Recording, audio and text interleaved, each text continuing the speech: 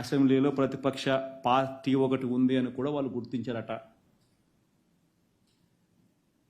ప్రతిపక్ష పార్టీ అనేది ఉండేటివే రెండు పక్షాలు, ఒకటి అధికార పక్షం, ఒకటి ప్రతిపక్షం. ఇక వేరే పార్టీయే లేదు. అయినా కానీ ప్రతిపక్ష పార్టీ కింద ప్రతిపక్షంలో ఉన్న పార్టీని గుర్తించారట. మరి ప్రతిపక్ష పార్టీని ఆటోమేటిక్లీ ప్రతిపక్షంగా గుర్తించినప్పుడు ఆ ప్రతిపక్షానికి ఒక నాయకుడు అనేవాడు ఉంటాడు కదా, ఆయన ప్రతిపక్ష నాయకుడిగా గుర్తించాలి కదా. మరి అది గుర్తించారట. ఎందుకు గుర్తిస్తే మైక్ అసెంబ్లీలో ఒక హక్కుగా ఇవ్వాలి. లీడర్ ఆఫ్ ది హౌస్ మాట్లాడిన తర్వాత అంతే సమయం ప్రతిపక్ష నాయకుడికి కూడా ఖచ్చితంగా ఇవ్వాల్సిన అవసరం ఉంటుంది, ఉండాలి, హక్కు అది. ప్రతిపక్ష నాయకుడు చేయెత్తితే ఖచ్చితంగా మైక్ ఇవ్వాలి.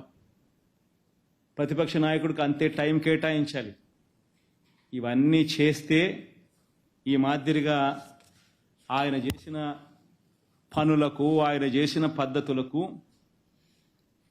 ఆయనను ప్రశ్నిస్తూ ప్రజల తరపున గొంతు విప్పి ఇవన్నీ కూడా మాట్లాడే పరిస్థితి రావాలి.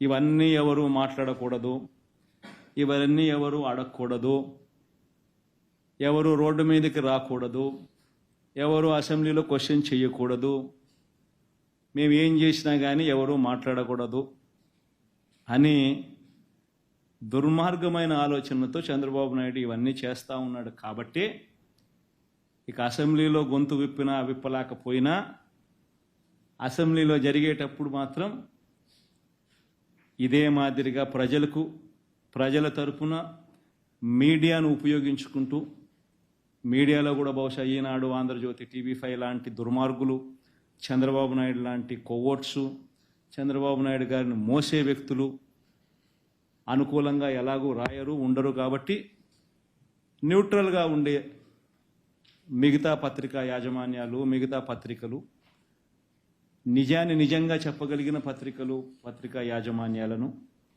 ఇటువంటి వాళ్ళందరినీ కూడా కలుపుకుంటూ వీళ్ళ ద్వారా ప్రజల గొంతును వినిపించే కార్యక్రమం సుదీర్ఘంగా కూడా చేసే కార్యక్రమం జరుగుతుంది.